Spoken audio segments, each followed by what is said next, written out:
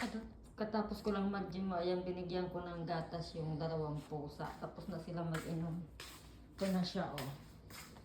Ayan na siya, masaya na siya kasi tapos na siya mag-inom ng milk.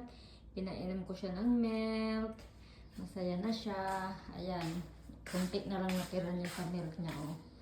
Andoon yung isa. Ito, sa bed.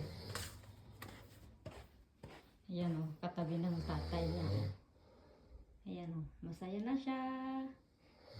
Tapos na siya uminom ng milk. Ayan yung dada niya, oh, naghilik-hilik pa. Tapos ko lang mag-gym.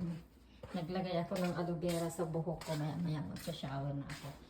Akala ko nga hindi sila umiinom ng gatas. Umiinom pala sila ng gatas. So ayan, binigyan ko sila ng gatas. Masaya na yung baby namin. Baby! Oh.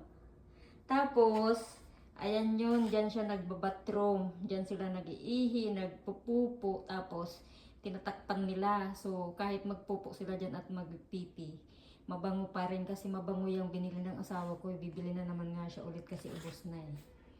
Tinatanggal lang namin yung pupo, tapos papalitan ulit namin ng ano, ng ganyan. Iwan ko anong tawag niyan dito. Baby! Ayan, pasilip-silip siya sa bintana. Ayan siya.